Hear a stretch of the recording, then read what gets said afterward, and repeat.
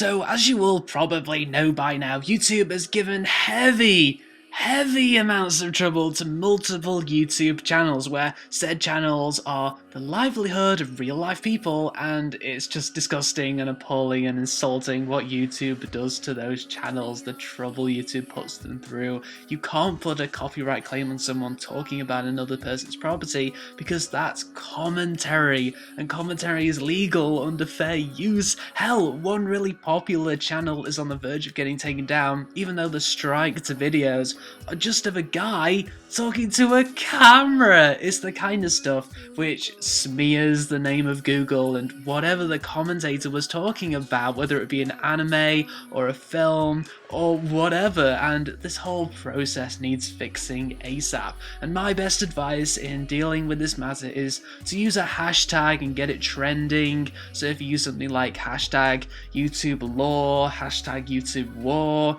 YouTube rights, or even YouTube sucks, for example, that could actually get Google's attention if enough people use that hashtag. Personally, I did actually get a copyright claim on my Macross Delta episode 1 review, which is a shame considering that video is one of my more popular reviews and it used imagery under fair use and all that, but overall, my channel is safe for now. So in other news today, I'm dropping Divine Gate and Bubuki Buranki. Is it really a surprise? Those of you who've been watching those two anime will know that both Divine Gate and Bubuki Buranki, they both have their own levels of potential, but they both suffer from being too mainstream to the point where they're aiming at too wide an audience or many different audiences, to the point where those anime end up having very little focus. Divine Gate had great potential as this mystery anime about kids in the future trying to find heaven, but unfortunately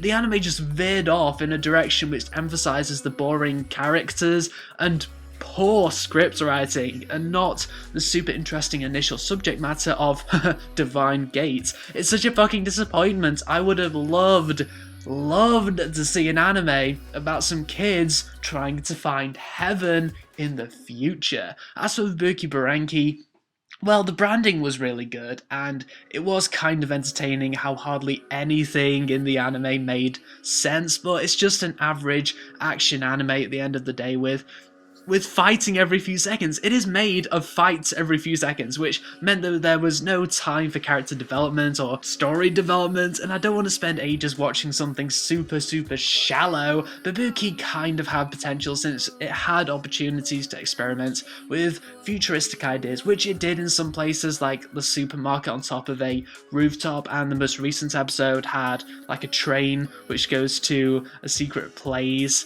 but all that was done in a way that wasn't very entertaining. So yeah, I hope that all explains why I'm dropping Divine Gate and Bubuki Buranki.